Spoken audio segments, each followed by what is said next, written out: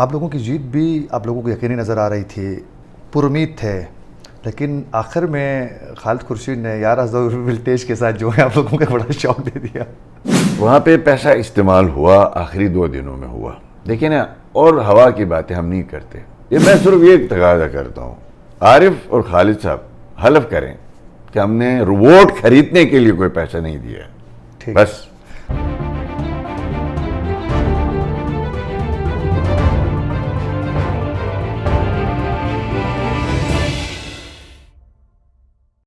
گلگت بلتستان میں حالات کچھ بہتر ہوئے تھے، محبتوں کا فروغ جو ہے وہ کافی عام ہو چکا تھا، گاؤں تقریباً پورا ہونے والا تھا، لیکن دوبارہ جو ہے وہ زخم تازہ کیے جا رہے ہیں، دوبارہ وہی نفرتیں پھیل رہی ہیں۔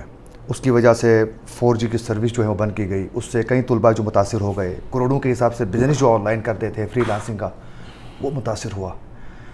کیا وجہ ہے گلگت بلتستان کے حالات بہتر جو ہی ہوتے ہیں تو دوبارہ خراب ہو جاتے ہیں؟ دیکھیں ہر ایک گھر ہوتا ہے، اس کو صاف ستھرا رکھنے کے لیے روز اس کی صفائی چاہیے ہوتی ہے۔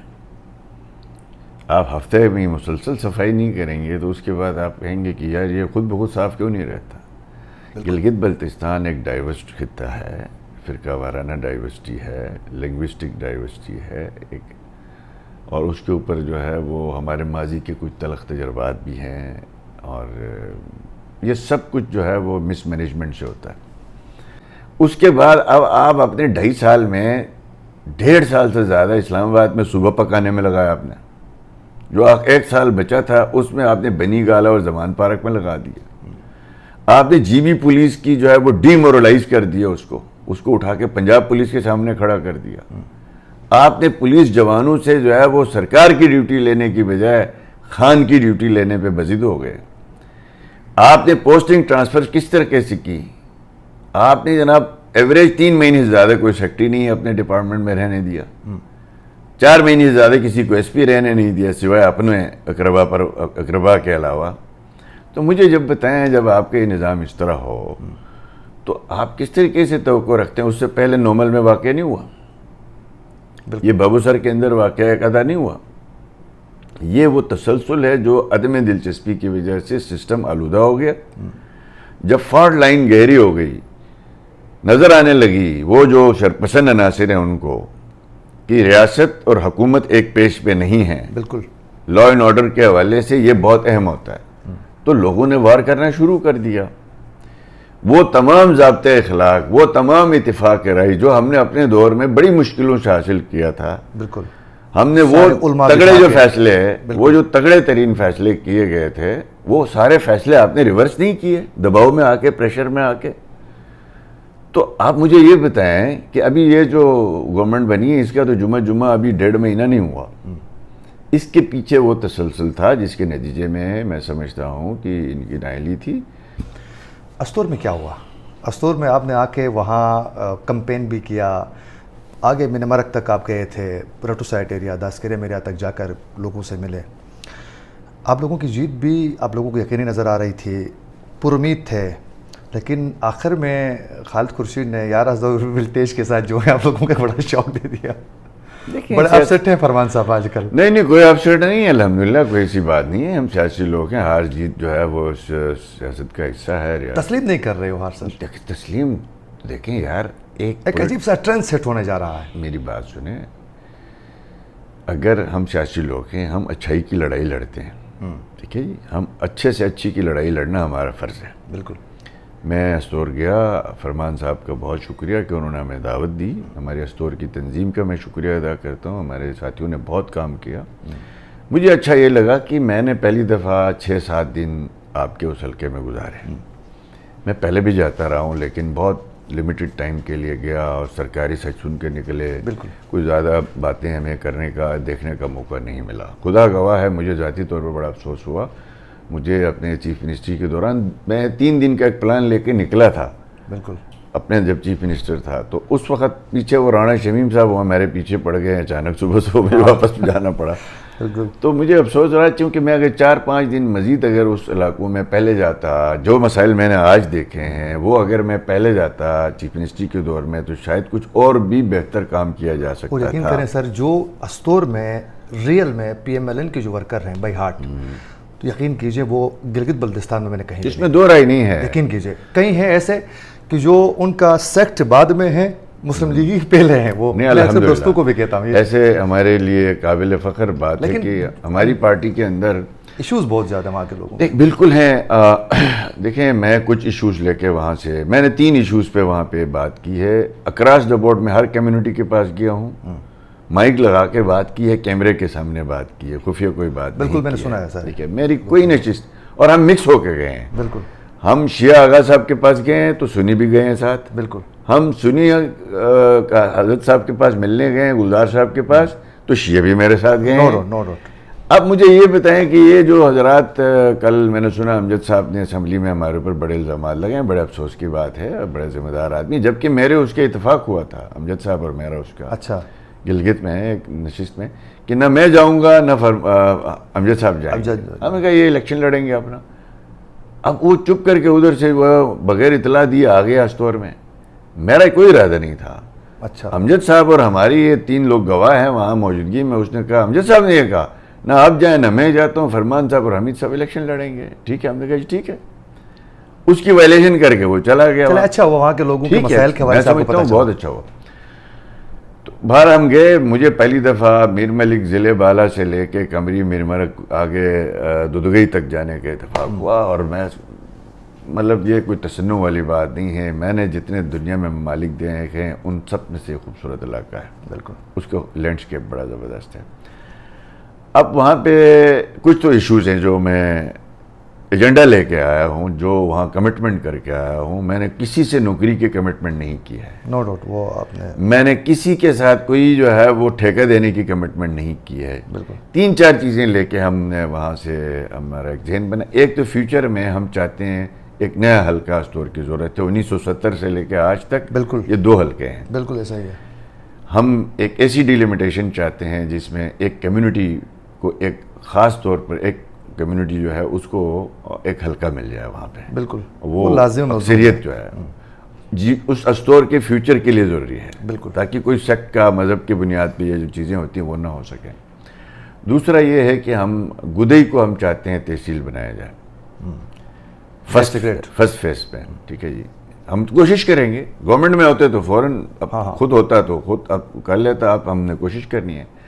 دوسرا دیکھیں بڑا ظلم یہ ہو رہا ہے کہ گھاس چرائی کے حقوق میرے صوبے میں استور کے علاوہ تمام ضلعوں میں مقامی لوگوں کے پاس ہیں. کارگاہ میں لوگ گھاس چرائی کے لیے آتے ہیں، دارل تنگیر والے اپنے مال مویشی لے. گلگت والے ان سے کلنگ لیتے ہیں. کوئی فارسٹ ڈپارٹمنٹ ادھر کوئی نہیں ہے اس طرح کا. بالکل. یہاں بکروال آتے ہیں، ان سے جو ٹیکس لے رہا ہے جو بھی وہ فارسٹ ڈپارٹمنٹ لے رہا ہے.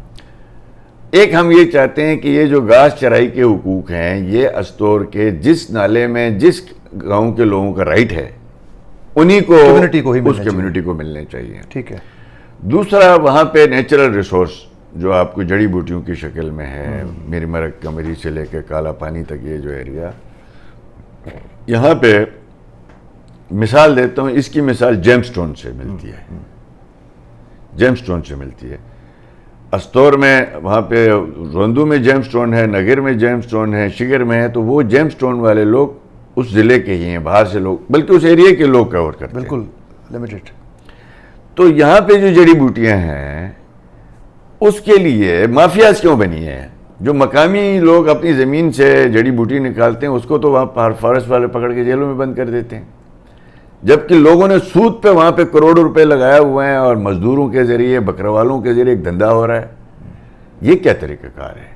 اور پھر اس پیسے کی کوئی ریالٹی یونین کمری کو نہیں جاتی ہے. بالکل. یہ بہت بڑا ایشو ہے وہاں. اس کو ہم ٹھیک کریں گے انشاءاللہ تعالی. اچھا، اس کے علاوہ جو چلم سے آگے جانے میں آپ نے خود دیکھا بہت دقت ہوتی ہے، وہاں سیکیورٹی کے نام پر آگے نہیں چھوڑا جاتا ہے. آپ میری بات پوری کروا لیتے. یعنی فرسٹ ہمارا جو ہے وہ میں نے بتایا نا، وہ تحصیل گدئی کا ایشو ہے. ٹھیک ہے. سیکنڈ جو ہے وہ ضلع کونسل کی 5 سیٹیں کروانا ہے. اس حلقے میں 3 ہیں، 5 کروانا ہے.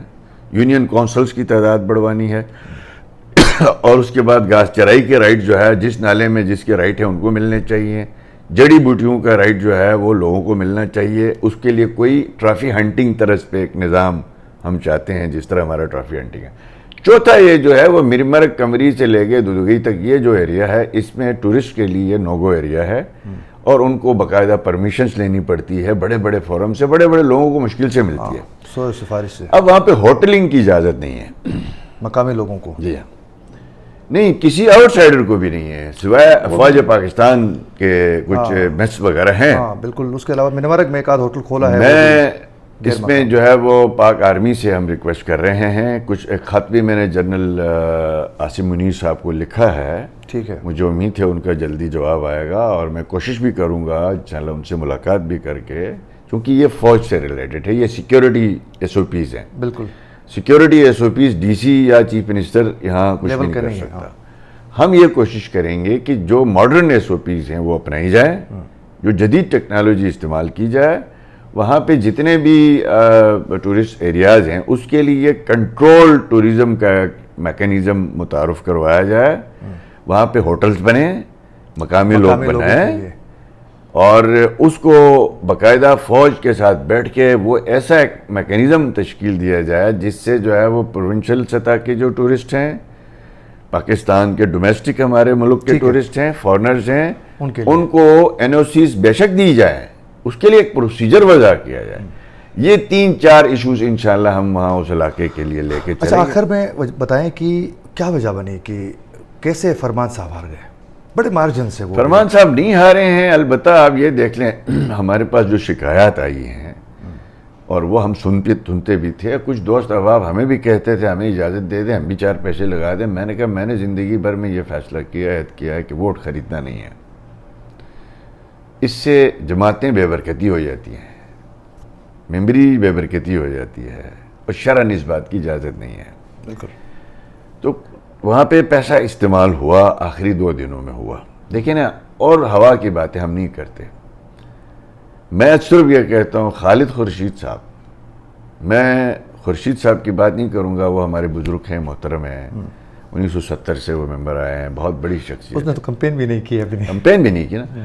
تو ہم خالد صاحب اور عارف بھائی جو ہے میرے بھی بھائی ہیں, میرے بڑے اچھے دوست ہیں, میں سعودی عرب جاتا ہوں, بڑی مہمانداری کرتے ہیں. ہمارا ایک میرا اور یہ خالد صاحب کا سسرال مشترکہ ہے اور ہمارا ایک رشتہ تعلق بھی ہے. میں صرف یہ تقاضا کرتا ہوں, عارف اور خالد صاحب حلف کریں کہ ہم نے ووٹ خریدنے کے لیے کوئی پیسہ نہیں دیا, بس. اچھا میرا اسی حوالے سے ایک سوال ہے, اب آپ دیکھیں اگر پیسہ چلا تھا تو بہتر یہ تھا کہ رزلٹ کو اناؤنس کرنا دیتے الیکشن کمیشن کی جانب سے, بعد میں متعلقہ فورمز میں وہ بے شک. وہ تو 2 سال نکل جاتے ہیں, 3 ایک ووٹ کے فرق والے نے 5 سال نکال لیا ہمارے جی بی میں. تو نہیں سر, سیٹ اسی طرح خالی رکھا جائے. دیکھیں ہمارا رائٹ ہے, ہم کس لیے لڑ, استور کی تاریخ میں پیسے کی سیاست آج تک نہیں ہوئی.